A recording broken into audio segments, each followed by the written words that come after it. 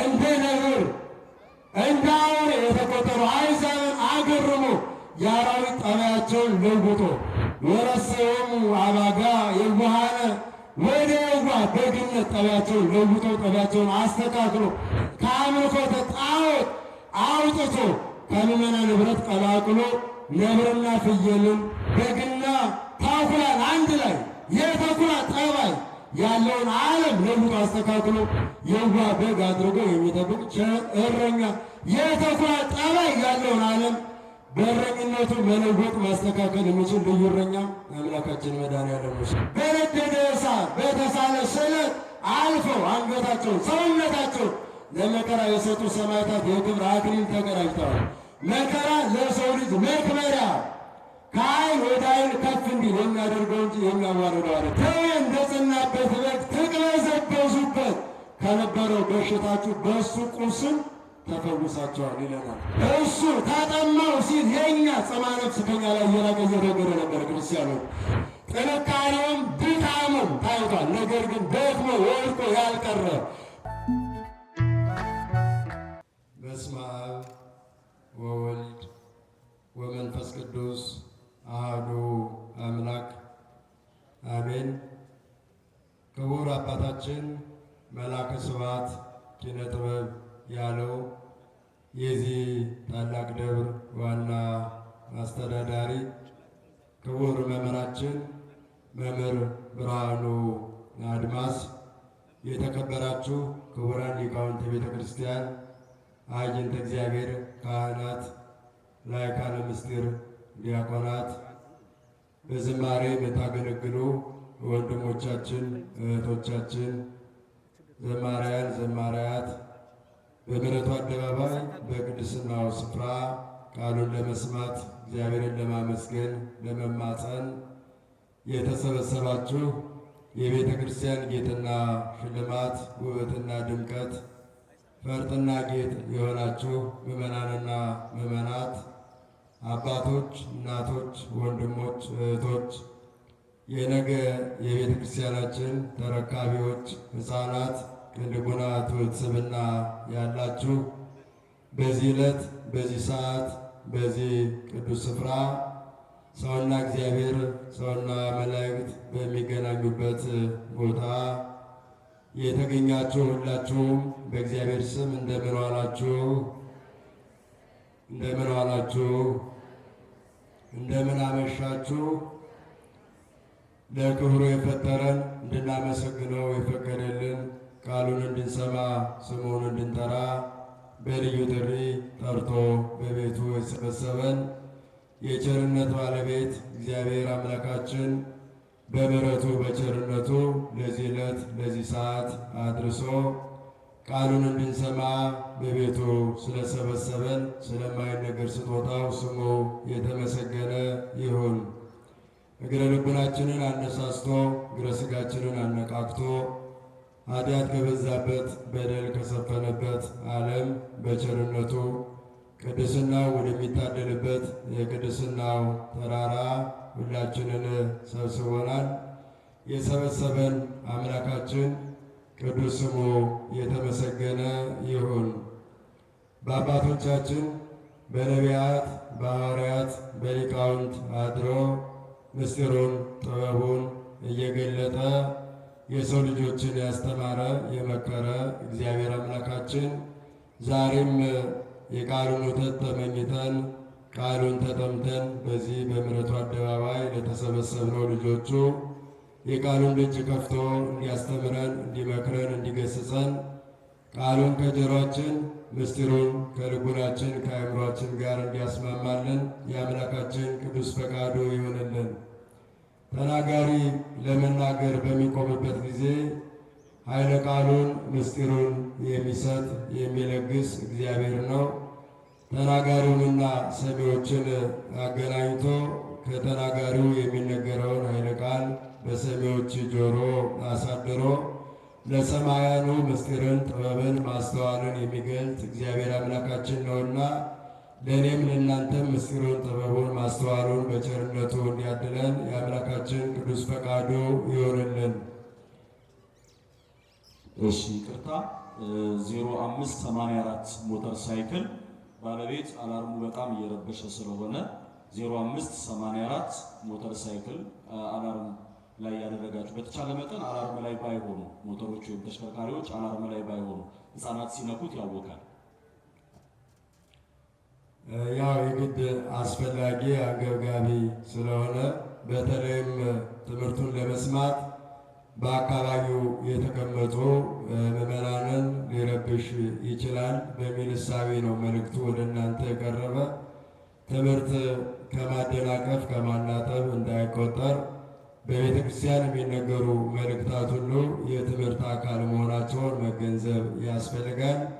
መልእክቱን የሚመለከታቸው አካላት ተቀብላችሁ ተግባራዊ እንድታደርጉት እኔም ማሳሰቢያውን አጽንኦት እየሰጠው ወደ ትምህርቱ እሄዳለሁ። እግዚአብሔር አምላካችን ምስጢሩን ጥበቡንና ማስተዋሉን በቸርነቱ ያደለን። ወይዚኒ ግቡ ሀበ ኖላዊክሙ ወዐቃቢሃ ለነፍስክሙ፣ ወደ እረኛችሁ ወደ ነፍሳችሁም ጠባቂ ተመለሱ። የምንነጋገርበት የትምህርታችን ርዕስ የምናደርገው ኃይለ ቃል ይሆናል። ቃሉን የምናገኘው በሐዋርያው በቅዱስ ጴጥሮስ መልእክት በአንደኛ መልእክቱ ምዕራፍ 2 ቁጥር 25 ላይ ተመዝግቦ እናገኘዋለን። ወይዜኒ ግቡ ሀበ ኖላዊክሙ ወዐቃቢሃ ለነፍስክሙ፣ አሁንም ወደ እረኛችሁ ወደ ነፍሳችሁም ጠባቂ ተመለሱ ይለናል ሐዋርያው ቅዱስ ጴጥሮስ። ሐዋርያው ቅዱስ ጴጥሮስ ጌታችን ከመረጣቸው ደቀ መዛሙርት አንዱ ነው። ታሪኩ ለጆሮአችሁ እንግዳ ለአእምሮአችሁ ባዳ አይደለም። ብዙ ጊዜ ታሪኩን በአንድም በሌላም ሰምተነው እናውቃለን። ቅዱስ ወንጌል የሚመሰክርልን እውነት ነው።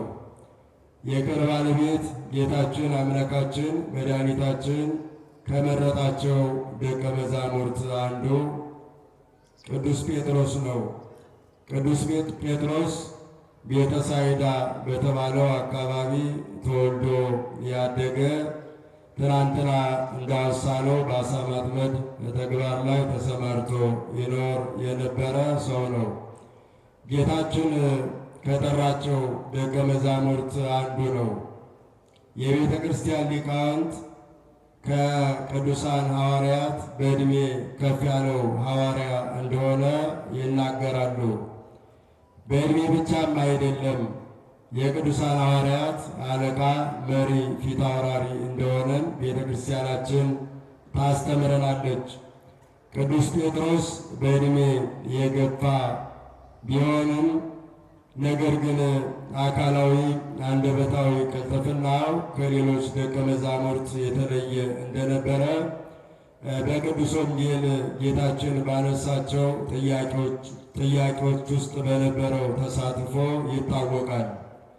ቅዱስ ጴጥሮስ ደግሞ ደጋግሞ ጌታችን ደቀ መዛሙርቱን ልቡናቸውን በእውቀት ለመቀስቀስ ለማነሳሳት በጠየቃቸው ጥያቄ ውስጥ ተሳታፊ እንደነበረ በማቴዎስ ወንጌል ምዕራፍ 16 ከቁጥር 13 ጀምሮ የተመዘገበው ኃይለ ቃል ይነግረናል።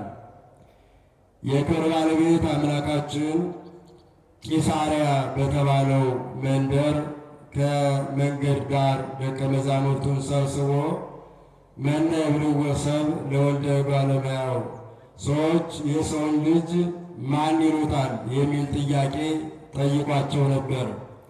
ይህን ጥያቄ ለደቀ መዛሙርቱ ያቀረበው ሰዎች ማን ብለው እንደሚጠሩት አጥቶት አይደለም። ምክንያቱም ሰዎች የሚሉትን በጆሮው ሰምቶታል። አይሁድ ክፋት በልቡናቸው ሞልቶ በአንደበታቸውም ተትረፍርፎ እነሆ የሚመስጥ ትምህርቱን ሰምተው ከመቀበልና በትምህርቱ ከመጠቀም ይልቅ አኮኑ ዝንቱ ወልዱ ለጸራቢ ወስማ ለእሙ ማርያም፣ ይህ የጠራቢው የዮሴፍ ልጅ አይደለምን? እናቱስ ማርያም አይደለችምን? ይህን ሁሉ ጥበብና ማስተዋል ከወዴት አገኘው ሲሉ የምጸት ንግግራቸውን ደግመው ደጋግመው ይናገሩ ነበር። ይህንን ቃል ጌታችን ራሱ በጆሮው የሰማው ምን እንደሚሉት በግልጽ የሚታወቅ ነው። ጌታችን ይህን ጥያቄ ለደቀ መዛሙርቱ ያቀረበው የደቀ መዛሙርቱም አስተሳሰብና አመለካከት ከዚያ ያራቀና ከአይሁዳዊነት ጠባይ ያልተላቀቀ ስለነበረ ወደፊት ቤተ ክርስቲያንን ለማገልገል የክርስቶስን የባሕርይ አምላክነት ለመመስከር በዓለም ዳርቻ ሲሰማሩ የሚሰጡት ምስክርነት ከአይሁዳዊ ጠባይ የራቀ ከፈሪሳውያን እርሾ የተላቀቀ እንዲሆን አስተሳሰባቸውንና ትምህርታቸውን ለማስተካከል የቀረበ ጥያቄ ነበር። ሰዎች የሰው ልጅ ማን ይሉታል ብሎ ነው የጠየቀው። ክርስቶስ አምላካችን ብዙ ጊዜ በዚህ ምድር ላይ ሲመላለስ ራሱን የሰው ልጅ እያለ ሲጠራ በቅዱስ ወንጌል የተለመደ ነው። ራሱን የሰው ልጅ እያለ የሚጠራው በምድር ላይ እከሌ የሚባል አባት የሌለው ስለሆነ ነው።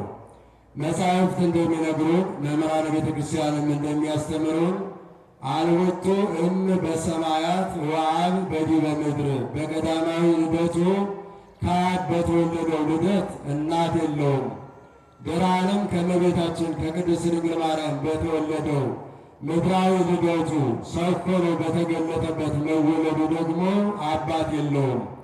ስለዚህ አይሁድና አይሁድን የመሰሉ ተረፈ አይሁድ የዮሴፍ ልጅ ነው እያሉ ደግመው ደጋግመው ሲናገሩ፣ እሱ ግን እከሌ የሚባል ከስሙ ጋር ተያይዞ የሚጠራበት እንደኛ እንደ ምድራውያን ሰዎች ወይም እንደነ ዮሐንስ መጥምቅ፣ ዘካርያስ አሊያም ደግሞ እከሌ የሚባል አባት የሌለው መሆኑን ለማስረዳት ራሱን የሰው ልጅ እያለ ደግሞ ደጋግሞ ጠርቷል።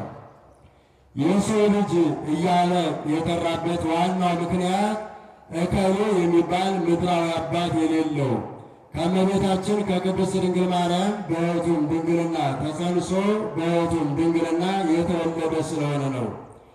አይሁድ የሚሉትን ያውቃል። ደቀ መዛሙርቱም ያን አይነት አመለካከት ነበራቸው። ያን አይነት አመለካከታቸውን ለመቅረፍና ወደፊት ለሚሰጡት ምስክርነት የተካከለ ያልተሰነካከለ ምስክርነት መስጠት የሚያስችላቸውን ግንዛቤ ለማስጨበጥ የቀረበ ጥያቄ ነበር እንጂ ሰዎች እሱን ማን እንደሚሉት ደቀ መዛሙርቱም ያውቃሉ። እሱም ከነሱ በበለጠ በደንብ ይገነዘባል። አይደለም ሰዎች የተናገሩትን ያሰቡትን የሚያውቅ አምላክ ነው። ውእቱሰ የአምር ህሊና ሰብ እምቅድመ ኩነታ፣ እሱ የሰውን ሐሳብ ከመታሰቡ አስቀድሞ ያውቀዋል ነው የሚለን። እኛ እዚህ አውደ ምሕረት ላይ የቆምነው የእናንተን ፊትና ካልሆነ ሐሳባችሁን ማወቅ አልቻለንም። ከታች ከአውደ ምሕረቱ ዝቅ ብላችሁ ያላችሁ ምዕመናንም እዚህ አውደ ምሕረት ላይ ያለነው ፊታችንን ከማየት የዘለለ የልቡናችንን ሐሳብ ማወቅ አትችሉም። እሱ ግን ህሊናችን የሰወረውን ልቡናችን የደበቀውን በውስጣችን የተሰወሩ ሐሳቦችን ከመነገራቸው አስቀድሞ የሚያውቅና የሚረዳ አምላክ ነው። በባሕርይ አምላክነቱ የሚሰወረው የሚርቀው የሚረቀው የሚደበቀው ነገር የሌለ ሁሉ በግልጥ በገሃድ የሚታወቅለት የባሕርይ እውቀቱ በሰው አእምሮ ሊለካ ሊመጠን የማይችል ሁሉን የሚያውቅ አምላክ ስለሆነ የሰዎችን አይደለም ንግግራቸውን ሐሳባቸውን በደንብ ያውቅ ነበር። ስለዚህ የደቀ መዛሙርቱን ሐሳብ ከሌሎቹ ከአይሁዳውያን ከፈሪሳውያን እና በዘመኑ ከነበሩ ሰዎች የተለየ ስላልነበረ ያንን እሳቢያቸውን ለማስተካከል ሰዎች የሰው ልጅ ማን ይሉታል? ጨለማ ነው የሚስማማኝ መሰለኝ። ደግሞ የብርሃን መጠኑ በጣም ከፍ ያለ ነው። የኔ ደግሞ በጣም ትንሽ ናት። የቻይናዬን ነው የምታያት እና ከነዚህ ጩመን እኔ ካልተከላከልኳት ሌላ ጠባቂ የላትም። ከእግዚአብሔር በታች ያለኝ ጠባቂ ነው ስለሆንኩ ነው። እስኪ ወደ አንተ አብሮ አንዱ አያችሁ፣ ራሱን ይጠብቃል። ወደ እናንተ ያብራው? አይ ለምን አንተ የፈራህን እያላችሁ ይመስላል። ግድ የለም ጆሮአቸውን ለቃሉ ስጡ። ስለዚህ ያን ሀሳባቸውን ለመቅረፍ ነው ሰዎች የሰውን ልጅ ማን ይሉታል የሚል ጥያቄ ያቀረበው። እርሱ እንዳወቀው የልቡናቸው ሀሳብ በአንደበታቸው የተገለጠው ከዚያ የራቀ አልነበረም። እንዲህ ነበር ያሉት። ኤርምያስ ነው ብለዋል፣ ዮሐንስ መጥምቅ ነው የሚሉ አሉ፣ አንዳንዶቹም ከነቢያት አንዱ ነው ብለው ይጠራል ነበር ያሉት። ከነቢያት አንዱ ነው ብለው የሚጠሩ አሉ የሚል መልስ ነበር የሰጡት። በዚህ ጊዜ ይህን ጥያቄ መልስ ከሰጡ በኋላ ጌታችን አምላካችን መድኃኒታችን ኢየሱስ ክርስቶስ የጥያቄውን ቀስ ወደ እነሱ በመመለስ አንትሙሰ እንከ መነ ትብሉኒ፣ እሺ ሰዎች እንዲህ ይለዋል አላችሁ፣ እናንተስ ማን ትሉኛላችሁ አላቸው ይላል። ይህኔ የራሳቸውን ሀሳብ በሰዎች አሳበው አስታከው ተናግረው ስለነበረ መልስ አልሰጡም፣ ዝም ነው ያሉት። አንደበታቸው ተቆለፈ። ምክንያቱም ሰዎች ብቻ አልነበረም። ነቢይ ነው፣ ኤርምያስ ነው፣ ዮሐንስ መጥምቅ ነው፣ ከነቢያት አንዱ ተነስቷል ብለው ያስቡ የነበሩት ከእርሱ ሩቅ የነበሩ ሰዎች ብቻ ሳይሆን ከዋለበት ሆነው ካደረበት የሚያድሩ ደቀ መዛሙርቱን ሀሳባቸው ከዚያ ከሰው የተለየ አልነበረም። ስለዚህ እናንተስ ማን ትሉኛላችሁ የሚል ጥያቄ ወደ እነሱ በቀረበበት ሰዓት መልስ አልሰጡም፣ ዝም ነው ያሉት። በዚህ ጊዜ እግዚአብሔር አብ ለቅዱስ ጴጥሮስ በመምህርነት ተገለጠለት ነው የሚለን። አምላካችን ለሁላችን በረድኤቱ ይገለጥልን። እግዚአብሔራዊ የሆነውን ሀሳብ የሚገልጥልን አምላካችን በረድኤት ለእኛ ካልተገለጠና ጥልቅ ሩቅና ረቂቅ የሆነውን ነገር ሃይማኖትን አምላካችን አንደበታችንን ፈቶ ልቡናችንን አዘጋጅቶ እንድንመሰክረው እንድንገልጠው ካላደረግን በቀር ከልቡናችን አፍልቀን ከአእምሯችን አቅንተን አንቀተን የምንናገረው ነገር እግዚአብሔር የለም። የነገር እግዚአብሔር ምንጩ የነገር ሃይማኖት መገኛው እግዚአብሔር ነው። እምናምነው እምንመሰክረው እምንኖረው እኛ የፈጠርነውን ሳይሆን ማን የገለጠልንን ነው። ነገሩ ማን የገለጠልንን ነው? እግዚአብሔር የገለጠልንን ነው። ስለዚህ ለቅዱስ ጴጥሮስ እግዚአብሔር አብ ተገልጦ አንተ ውእቱ ክርስቶስ ወልደ እግዚአብሔር ሕያው፣ አንተ የሕያው እግዚአብሔር ልጅ ክርስቶስ ነህ በለው አለው ነው የሚለን። ይህንን እግዚአብሔር አብ የገለጠለትን ምስክርነት ቅዱስ ጴጥሮስ ከደቀ መዛሙርቱ ፈጠን ብሎ ተለይቶ አንተ የሕያው እግዚአብሔር ልጅ ክርስቶስ ነህ የሚለውን ቤተ ክርስቲያን ስትመሰክረው፣ ስትናገረው፣ ስትገልጠው የምትኖረውን የማትለውጠውን የማታሻሽለውን መጨመርም መቀነስም የማይቻላትን ምስክርነት ከልቡናው ከአእምሮው አንቅቶ ሳይሆን ከእግዚአብሔር አግኝቶ መስክሯል። ነገር ሃይማኖትን የሚመሰክሩ የሚናገሩ አባቶቻችን በመንፈስ ቅዱስ ተነድተው ተቃኝተው በጸጋ እግዚአብሔር ተሞልተው እግዚአብሔር ገልጦላቸው እንጂ ሥጋና ደም ገልጦላቸው አልተናገሩትም። የዘመናት ማዕበል ወጀብ የክደት ነፋስ በዓለም ላይ ቢነፍስና ወጀብ ቢበዛ ቢበረክት ሃይማኖታችን የማይለወጠውና የማይናወጠው ማን የገለጠው ስለሆነ ነው። ማን የገለጠው? የሰዎች ስምምነት አይደለም፣ የሰዎች ሀሳብ አይደለም፣ ሥጋዊ ደማዊ ሀሳብ የወለደው አይደለም። እግዚአብሔር የገለጠው ከሥጋዊ ከደማዊ ልቡና አእምሮ አንደበት የተገለጠ ሳይሆን እግዚአብሔር የገለጠው ስለሆነ ነው። ነፋስ ቢነፍስ ጎርፍ ቢጎርፍ ማዕበል ሞገድ በዓለም ላይ ቢሞላ የካህዲያን ቁጥር ከሰማይ ኮከብና ከምድር አሸዋ ቢበዛ ነገር ሃይማኖት ሊለወጥ ሊናወጥ የማይችለው ማን የገለጠው ስለሆነ ነው አላችሁ? እግዚአብሔር የገለጠው ስለሆነ ነው። እግዚአብሔር በገለጠው ባስተማረው ሀሳብ ነው ጸንተን የምንኖረው ክርስቲያኖች። ይህንን ምስክርነት በጴጥሮስ አንደበት እንዲነገር ጴጥሮስን ምላሱን አርትቶ አንደበቱን ከፍቶ ምስጢሩን አብራርቶና ገልጦ የነበረው እግዚአብሔር አብ ነው። ይህን ምስክርነት ቅዱስ ጴጥሮስ ሳይጨምር ሳይቀንስ አንተ የሕያው እግዚአብሔር ልጅ ክርስቶስ ነህ አለው ነው የሚለን።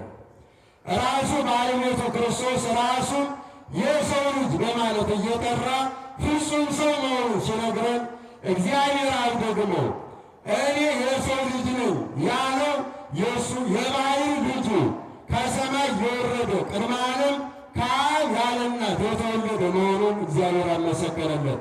ያንን ምስክርነት በሰዎች አንደበት ልቡናና አእምሮ እግዚአብሔር ገለጠው፣ አስቀመጠው። ያን ምስክርነት ቀኝም ግራም ፊትም ኋላም ሳይሉ ባለመጨመር ባለመቀነስ እንዲመሰክሩት እግዚአብሔር ቅዱሳን ሐዋርያትን አሰማራ። ስለዚህ ቅዱስ ጴጥሮስ ይህን ምስክርነት በመስጠት የሚታወቅ ነው። ይህን ምስክርነት በሰጠበት ሰዓትም የተባለው ነገር አለ። የዮና ልጅ ስምዖን ሆይ ብፁዕ ነህ፣ ንዑድ ነህ፣ ክቡር ነህ፣ እስመ ይትከሰተ ለከ ዘሥጋ ወደም። ይህንን ሥጋና ደም አልገለጠልህም ሰማያዊ አባቴ ገለጠልህ እንጂ ያለው ነው የሚለን። ማን ገለጠልህ ያለው? ክርስቲያኖች ነገር ሃይማኖት የአንድነት የሦስትነት ምስጢር ምስጢረ ሥጋዌ ከሦስቱ አካላት አንዱ አካል ሰው ሆኖ የተገለጠበት የምናምነው አእምሯችን የማይደርስበት ሕሊናችን ሊመረምረው የማይችለው ጥልቁ ነገር እግዚአብሔር በእግዚአብሔር ገላጭነት የተገለጠ እንጂ በሰዎች ስምምነት የተወሰነ እንዳይመስለን ክርስቲያኖች። ስለዚህ የዮና ልጅ ስምዖን ሆይ ብፁዕ ነህ፣ ንዑድ ነህ፣ ክቡር ነህ፣ ይህንን ሥጋና ደም አልገለጠልህምና ሰማያዊ አባቴ ገለጠልህ እንጂ። ወለከ እሆበከ መራወተ ዘመንግሥተ ሰማያት፣ ለአንተም የመንግሥተ ሰማያትን መክፈቻ እሰጥሃለሁ አለው ይላል። የምንን መክፈቻ? የምንን? የመንግሥተ ሰማያትን መክፈቻ ነው የሚለው። የመንግሥተ ሰማያትን መክፈቻ እሰጥሃለሁ። አንተ አለት ነህ፣ በአንተ አለትነት ላይ ክብርት ቤተ ክርስቲያንን እመሠርታታለሁ። በምድር ያሰርከው በሰማይ የታሰረ ይሆናል፣ በምድርም የፈታኸው በሰማይ የተፈታ የተለየ የከበረ ይሆናል በማለት በቅዱስ ጴጥሮስ አለት በተባለ ምስክርነቱ ላይ ቤተ ክርስቲያን ጸንታ እንደምትኖር በፍጡር አንደበት አይደለም፣ ሰማይን ምድርን በፈጠረ በባሕርዩ ከአብ ከመንፈስ ቅዱስ ጋር እሩይ በሆነ ዋሕደ ባሕርይ ብላ ቤተ ክርስቲያን በምትመሰክርለት በእግዚአብሔር ወልድ ስለ ቅዱስ ጴጥሮስ ምስክርነት ተሰጥቷል።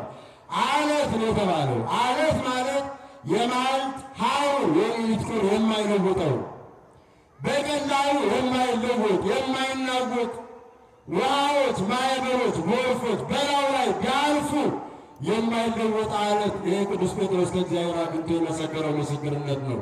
በዚህ አለት ላይ ክብርት ቤተ ክርስቲያንን እመሠርታታለሁ። በዚህ ምስክርነት ላይ እግዚአብሔር በገለጠልህ ሥጋና ደም ባልገለጠው በዚህ ምስክርነት ላይ ክብርት ቤተ ክርስቲያንን እመሠርታታለሁ። አንተም ብፁዕ ነህ፣ ንዑድ ነህ፣ ክቡር ነህ ከተባሉት ለሥልጣነ ክህነት፣ ለኪዳን፣ ለብፃን፣ ለክብር ከበቁት ሐዋርያት መካከል ቅዱስ ጴጥሮስ አንዱ ነው። ጸጋውና በረከቱ በሁላችን ላይ ይደርብን። ይህ የተሰጠው ከሰው አይደለም። በእግዚአብሔር ተመርጦ በእግዚአብሔር ተጠርቶ በእግዚአብሔር ተገልጦለት ይህን ምስክር እንዲናገር እግዚአብሔር አንደበቱን ከፍቶ ያናገረውና ለብፅዕና ለሥልጣነ ክህነት ለክብር ያበቃው እግዚአብሔር ነው። ማንም አካል በራሱ ብድግ ብሎ እኔ ካህን ነኝ ሊል አይችልም። ሥልጣነ ክህነትም በገዛ ሥልጣኑ ገንዘብ ማድረግ የሚቻለው ማንም የለም ከእግዚአብሔር ካልተሰጠው በቀር ማለት ነው። ስለዚህ ቅዱስ ጴጥሮስ ሥልጣነ ክህነት ከተሰጣቸው ቅዱሳን ሐዋርያት መካከል በዕድሜ የላቀ በምስክርነትም ከፍ ያለ አንደበቱ የሰላ አእምሮ የነቃ ሕሊናው ለቃል እግዚአብሔር የተዘጋጀ ልቡናው በቅንነት የታሸና የተማሸ ሐዋርያ ነው። በረከቱ በሁላችን ላይ ይደርብን። ስለዚህ ሐዋርያ ቀደም ሲል በእግረ መስቀሉ ጌታችን መከራ ለመቀበል የመስቀሉ ጉዞ ባደረገበት ሰዓት ድካም ታይቶበታል። ሰው ሆኖ ማይደክም የለም። ብፁዕ ነህ ቢባል፣ ክቡር ነህ፣ ንዑድ ነህ ቢባል ሰው ነው፣ መድከም አይቀርም። ድካም ታይቶበታል። ደክሞ ግን አልቀረም፣ በንስሐ ተመልሷል። ወወፃ ጴጥሮስ አፋ ወበከየ ብካየ መሪረ፣ ከሊቃነ ካህናቱ ግቢ ወጥቶ መሪር ልቅሶን አለቀሰ ነው የሚለው። እግዚአብሔር ይቅር እንዲለው ጥፋቱን አምኖ ኃጢአቱን መተላለፉን ተማምኖ ንስሐ ለሚገቡ በንስሐ ወደ አምላካቸው ወደ እረኛቸው ወደ ጠባቂያቸው ለሚመለሱ የተግባር መምህርና አስተማሪ የሆነ ሐዋርያ ቅዱስ ጴጥሮስ ነው።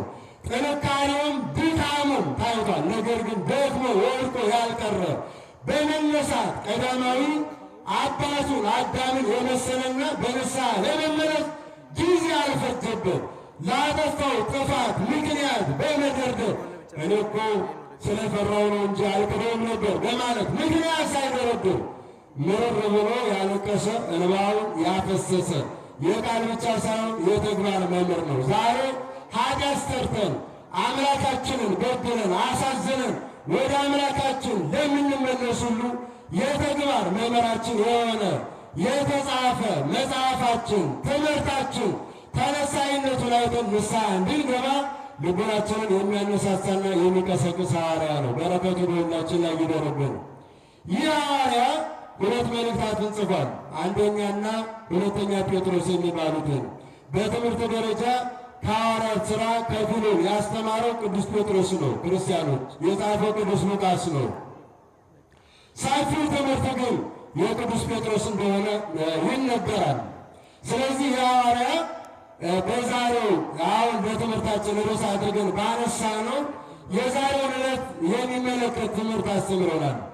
አሁንም ወደ እረኛችሁ ወደ ነፍሳቸውን ጠባቂ ተመለሱ ይለናል። እስኪ በሉት ይህን ቃል አሁን በሉ ተናገሩ። እንደ ቆረበ ሰው ዝም አላችሁ። ተናገሩ ስትባሉ ተናገሩ። አሁን ወደ እረኛችሁ ወደ ነፍሳቸውን ጠባቂ ተመለሱ። ይህንን ይላል። በዝሮት ተበትነው ለነበሩ መከራ ለጸናባቸው በመከራ ዳር ዳር እያሉ እያፈገፈጉ ለነበሩት በመከራው ተሳቀው በስደቱ በእንግልቱ በመከራው ብዛት ሰውነታቸው ጥንካሬያቸው እየከዳቸው ለነበሩ ክርስቲያኖች የተጻፈ መልእክት ነው። እንዲህ ነው የሚለው ከፍ ብለን ስናነበው ከፍ ብለን ስንመለከተው የመልእክት የዛሬውን ወርኃዊውን የአምላካችን የመድኃኒታችን የመድኃኔዓለምን በዓል የማዳኑን ሥራ እንዲሁም ደግሞ ኖላዊነቱን እረኝነቱን አንድ ላይ አስተባብሮ የሚነግረን ቃል ነው። እንዘ ይጼልዎ ይጻሎሙ ወንዘ ያሐምምዎ ይተቀየሞሙ። ሲሰድቡት አልተሳደበም፣ መከራ ሲያጸኑበት አልዛተም፣ በምን ዕዳዬ ነው አላለም። ወበእንተ ኃጣውኢነ ውእቱ ተሰቅለ ዲበ ዕፅ በሥጋው ከመ ያውፅአነ እምኃጢአትነ ወበጽድቁ ያሕየነ። ስለ እኛ ኃጢአት ስለ በደላችን ስለ መተላለፋችን በእንጨት ላይ ተሰቀለ በማለት የአምላካችንን በእንጨት ላይ በመስቀል ላይ መሰቀሉን ለሁላችን ቤዛ ለመሆን በመስቀል ላይ ሥጋውን ቆርሶ ደሙን አፍሶ ሊቀድሰን በመስቀል ላይ መሰቀሉን ይነግረናል። ስለ በደላችን በእንጨት ላይ ተሰቀለ። ከመ ያውፅአነ እምኃጢአትነ። ለምን ተሰቀለ ትሉ ከሆነ ከኃጢአታችን ከበደላችን ነፃ ሊያደርገን ተሰቀለ ነው የሚለን። እርሱ የጨርቃይን የባሕርይ አምላክ የከብራይን ክብርን ከሌላ አካል የማይሻ እንደ ሰማዕታት በነደደ እሳት ገብቶ መከራ ተቀብሎ ክብርን የማይሻ እሱ ክብር የማይለው የባሕርይ አምላክ እሱ እንኳን ለእኛ ሲል መከራ ተቀብሏል። እሱ መከራ ከተቀበለ እኛማ ለክብራችን ለጽድቃችን ለቅድስናችን መከራ ብንቀበል ይበዛልን? ስለዚህ መከራውን ባለመሰቀቅ ወደኋላ ባለማለት ተቀበሉት ዘንድ በርቱ፣ ጠንክሩ ለማለት ጌታችንን ምሳሌ አብነት እንዲያደርጉት በመከራ የሚያልፉት በስደት መከራ የሚቀበሉት ክርስቲያኖች በመከራቸው እንዲታገሱ ያስተማረበት የትምህርት ክፍል ነው። እሱ እኛን ከኃጢአታችን ነፃ ሊያደርገን በእንጨት ላይ ተሰቀለ ነው የሚለን። በእንጨት የመጣውን ኃጢአት በእንጨት ተሰቅሎ እንዳስወገደው ይመሰክርልናል። ሔዋን ዕፀ በለስን በመብላት በደሉን አምጥተዋለች። አምላካችን ደግሞ በእንጨት ላይ በመሰቀል በደላችንን አስወግዶልናል። ከበደላችን አጥቦናል። ርቀን የነበርነውን አቅርቦናል። ተበትለን የነበርነውንም በቸርነቱ በማዳኑ በድንቅ ሥራው ሁላችንን ወደ ሕይወት ወደ መንግሥተ ሰማያት ወደ ገነት በቸርነቱ ሰብስቦናል። ያንን ነው እየነገረን ያለው ሐዋርያው። ስለዚህ መከራ በደረሰባችሁ ጊዜ መከራውን መሰቀቅ፣ መከራውን ተሰቅቃችሁ ወደኋላ መመለስ ማፈግፈግ የለባችሁም። ወደኋላ እንዳትመለሱ አራያ ምሳሌ የሚሆናችሁ እጸድቃኤል ጻድቅ እከብራኤል ክቡር ስለ እናንተ ራሱን አሳልፎ የሰጠው መድኃኔዓለም ነው። እሱ እኛን ከኃጢአታችን ነፃ ላደርገን በእንጨት ላይ ተሰቀለ። ወደ ጽድቁ ያህየወነ በሕይወቱ በእውነተኛነቱ በእውነተኛ የማዳን ፍርዱ ያድነን ዘንድ በእንጨት ላይ ተሰቀለ ነው የሚለው። ሔዋን በደሉን በ5 መንገድ አመጣዋለች። በስንት መንገድ አድርጋችሁ? በ5 መንገድ ነው። መጀመሪያ በጆሮዋ የዲያብሎስን ምክር በመስማት የዲያብሎስን ምክር በጆሮዋ ነው የሰማችው። ለሰው ልጅ ውድቀት ከእግዚአብሔር መለየት ምክንያት የሆነው የዲያብሎስን መርዘኛ ምክር በጆሮዋ ሰማች። በዓይኗ ዕፀ በለስን ተመለከተች። በእግሯ ወደ ዕፀ በለስ ገሰገሰች። በእጇ የዕፀ በለስን ፍሬ ቆረጠች። በአፏ ደግሞ ዕፀ በለስን በላች። በደሉ በ5 ወገን በአንዲት እንጨት በ5 መንገድ በደሉን ሔዋን አመጣችው። ይህን በደል ለማስወገድ አምላካችን በጆሮ የአይሁድን ስድብ ዛቻ ሰምቶበታል። የአይሁድን በጣም ነቀፌታ የተሞላበት ስድብ የእግዚአብሔር ልጅ ከሆነ እስኪ ያድነው፣ የእግዚአብሔር ልጅ ነኝ ሲል ሰምተነዋል። እንኳን የእግዚአብሔር ልጅ ሊሆን እግዚአብሔር የወደው ከሆነ እስኪ ያድነው እንደሆነ እናያለን የሚለው የአይሁድን ዛቻ፣ ላድንም ልገድልም ይቻለኛል የሚለው የጲላጦስን የተንጋደደ ዛቻ የተሞላው ነቀፌታ በጆሮው ሰምቷል። እኛን ለማዳን በጆሮው ሰምቷል። በዓይኑ ግርማ አይሁድን የአይሁድን አስፈሪነት ጡንቻቸው የጠነከረ የሮማውያን ወታደሮችን አስፈሪነት ተመልክቶበታል። በእግሩ በጲላጦስ አደባባይ ለፍርድ ቆሟል። እንዲሁም በእጇን በእግሯም ስህተቱን እንዳመጣቸው እጁን እግሩን ተቸንክሯል።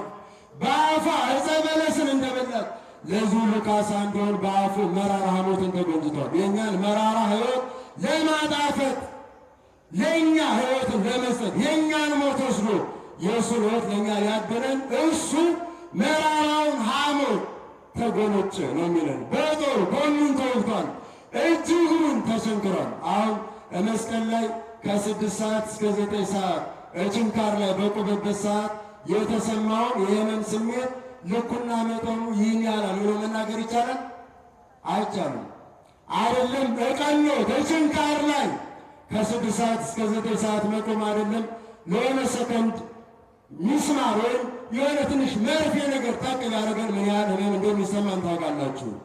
አምላካችሁ እኛን ለማዳን የተቀበለው መከራ በሰው መለኪያ ሊለካ ሊነገር ሊሰፈር የማይችል ነው። ለዚህ ነው እነ ቅዱስ ዮሐንስ አፈወርቅን የመሳሰሉ የቤተ ክርስቲያን ሊቃውን ይህን የፍቁር ወልድን መከራውን በሰማ ጊዜ ልብ ይሰበራል፣ ህሊናም ይከበላል። አንደበት እንዴት ሊናገረው ልቡናስ እንዴት ሊሸከመው ይችላል እያሉ እያደነቁ የመከራውን ጽናት የሚነግሩ። ስለዚህ እሱ እንኳ ለእናንተ እኛን ለማዳን ብሎ ይህን ያህል መከራ ተቀብሏል። እሱ እጸድቃኤል እከብራኤል በመከራው የማይጠቀም እሱ ይህን ያህል መከራ ለእናንተ ሲል ከተቀበለ ለክብር የሚሆን መከራ የደረሰባችሁ እናንተማ መከራው እሱን መስላችሁና እሱን ተከትላችሁ ልትቀበሉት ይገባል ነው እያለን ያለው። ስለዚህ መከራ፣ ፈተና፣ ውጣ ውረድ በደረሰብን ጊዜ ማማረር ማጉረምረም ሳይሆን ክርስቶስን መምሰል ይገባናል። ምክንያቱም ለመከራ፣ ለፈተና፣ ለችግር፣ ለብዙ ውጣ ውረድ መሪ ፊት አውራሪ የሚሆንን ክርስቶስ ነው። ለዚያውም በመከራው የማይጠቀም እኛ ግን በመከራ እንጠቀማለን። መከራ የሰው ልጅ ከክብር ወደ ክብር ከፍ የሚያደርግ ለክብር አክሊል የሚያበቃ ነው። በነደደ እሳት በተሳለ ስለት አልፈው አንገታቸውን ሰውነታቸውን ለመከራ የሰጡ ሰማዕታት የክብር አክሊል ተቀዳጅተዋል። መከራ ለሰው ልጅ መክበሪያ ከኃይል ወደ ኃይል ከፍ እንዲል የሚያደርገው እንጂ የሚያዋርደው አይደለም። ስለዚህ የምንከብርበትን መከራ በመቀበል ጊዜ ክርስቶስን ማሰብ፣ እሱን መመልከት ይገባናል።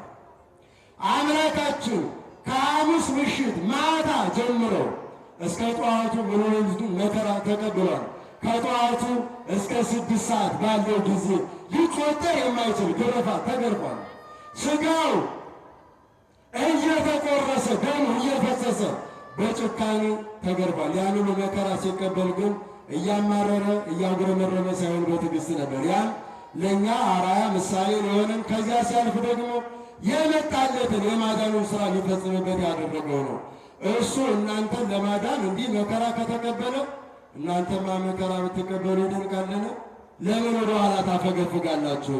መከራውን በትዕግስት ለመቀበል የልቡናችሁን ትከሻ አጽንታችሁ መከራ መስቀሉን ለመሸከም ወስናችሁ እሱን ተከተሉ እንጂ ለምን ወደ ኋላ ትላላችሁ? እሱ እንኳን እኛን ለማዳን ተሰቅሏል እያለ ነው እያስተማረን ያለው። ይህን ካለ በኋላ ነው ወደ ቁስለ ዚአሁ አየውክሙ ቁስለክሙ እንዘ ከመ አባግዕ ትሳኮሩ ደዌ እንደጸናበት በግ ትቅበዘበዙበት ከነበረው በሽታችሁ በእሱ ቁስል ተፈውሳችኋል ይለናል። በማን ቁስል? እሱ ሲቆስል ደሙ ሲፈስ ሥጋው ሲቆረስ እኛ እየዳን እየተጠገን ስብራታችን እየተጠገነ ነበሩ። ድኅነትን እያገኘን ነበር። እሱ ታጠማው ሲል የእኛ ጽማ ነፍስ ከኛ ላይ እየራቀ እየተወገደ ነበር። ክርስቲያኖች የእኛን ማዳን ለመፈጸም እሱ ስለኛ ቆሰለ፣ ደቀቀ፣ መከራ ተቀበለ፣ መስቀል ተሸከመ፣ ደፋ ቀና አለ፣ የቀራንዮን አቀበት ወጣ፣ ተሸነከረ፣ ጎኑን ተወጋ፣ ደሙ ፈሰሰ፣ ሥጋው ተቆረሰ፣ መራራ ሞትን ተጎነጨው። ይህን ሁሉ እያደረገ መስቀል ላይ እያስተማረን ጥላቻን ሳይሆን ፍቅርን ነው። ፍቅርና ያስተማረን እንዲህ ነው ያለው፣ አባት ሆይ የሚያደርጉትን አያውቁትምና ምን በላቸው አለው። መስቀል የፍቅር ትምህርት ቤት ነው። ፍቅርን በትክክል መማር የምንችልበት ትምህርት ቤት መስቀል ነው። ዓለም ፍቅርን በልብ ቅርጽ አስቦ አስጊጦ በስዕል መልክ ሊስለው ይችላል። በቃላት አስቦ ሊናገረው ይችላል። ክርስቶስ በገለጠው ልክ ግን ፍቅርን ሊገልጥ የሚችል ምድራዊ ሰው የለም። ፍጹም ፍቅርን የገለጠልን ያስተማረን ፍቅር መልኳ ደም ግባቷ ምን እንደሚመስል ያየነው ከክርስቶስ ነው። ያውም በመስቀል ላይ ማለት ነው። መራራ ሞት ለሚግቱት፣ በጦር ለሚወጉት፣ ሥጋውን ለሚቆርሱት፣ ደሙን ለሚያፈሱት አባቶች የሚያደርጉትን አያውቁትምና ምን በላቸው ነው ያለው? ምን በላቸው? ይቅር በላቸው ነው ያለው። ይቅር በላቸው። ይህን እያስተማረ እሱ ለእኛ ሲል መከራ ከተቀበለ እናንተማ መከራ ብትቀበሉ ይደንቃልን? ለምን ወደ ኋላ ታፈገፍጋላችሁ? አሁንም ወደ እረኛችሁ ወደ ነፍሳችሁም ጠባቂ ተመለሱ። በእምነት ጸንታችሁ በመከራ ውስጥ በርትታችሁ እሱን መስላችሁ መከራውን ተጋፈጡት። ወደ እረኛችሁ ወደ ነፍሳችሁም ጠባቂ ምን በሏለ? ተመለሱ ይላል። ያ በዚያ ዘመን ለነበሩት ክርስቲያኖች ብቻ አይደለም፣ ዛሬ ላለን በመከራ ብዛት ወደ ኋላ ለምናፈገፍግ ሁሉ ወደ እረኛችን ወደ ነፍሳችን ጠባቂ በመከራ ውስጥ እያንዳንዳችንን ወደሚጠብቀን ወደ አምላካችን ወደ እረኛችን እንድንመለስ የሚያስጠነቅቀን በመከራ ውስጥ እንድንጸና እንድንበረታ የሚያደርገን የሐዋርያው የቅዱስ ጴጥሮስ ትምህርት ነው። ቃሉን ሰምተን ወደ እረኛችን ወደ ጠባቂያችን እንድንመለስ ቸሩ አምላካችን እውነተኛ ጠባቂያችን በቸርነቱ ይወርዳል። እንደ ነብር እንደ አውሬ የተቆጠሩ አሕዛብን አገርሞ የአራዊት ጠባያቸውን ለውጦ ወረሰዮሙ አባጋ የዋሃነ ወደ የዋህ በግነት ጠባያቸውን ለውጦ ጠባያቸውን አስተካክሎ ከአምልኮተ ጣዖት አውጥቶ ከምዕመናን ኅብረት ቀላቅሎ ነብርና ፍየልን በግና ተኩላን አንድ ላይ የተኩላ ጠባይ ያለውን ዓለም ለውጦ አስተካክሎ የዋህ በግ አድርጎ የሚጠብቅ እረኛ የተኩላ ጠባይ ያለውን ዓለም በእረኝነቱ መለወጥ ማስተካከል የሚችል ልዩ እረኛ አምላካችን መድኃኔዓለም ነው። ስለዚህ በእሱ እረኝነት አራዊታዊ ጠባይ ያላቸውን ሁሉ ለውጦ አስተካክሎ አስማምቶ በፍቅር በመስቀሉ ስር በቀራንዮ ሜዳ ላይ በቅድስት ቤተ ክርስቲያን እንዲጠብቀን ጠባቂነቱ ከሁላችን ጋር ይሁን። ከዚህ በመቀጠል እኔ ጊዜ እንዳላስረዝም መምህራችን መምህር ብርሃኑ አድማስ የሚጣፍጥ ትምህርታቸውን እንማራለን ሁላችንምና እኔ እዚህ ላይ ይበቃኛል። ወደ እረኛቸው ወደ ነፍሳቸው ጠባቂ ተመለሱ ይለናል። ወደ እሱ እንድንመለስ አምላካችን በቸርነቱ ይርዳን። ስብሐት ለእግዚአብሔር ወለወላዲቱ ድንግል ወለመስቀሉ ክቡር። ይቆየን።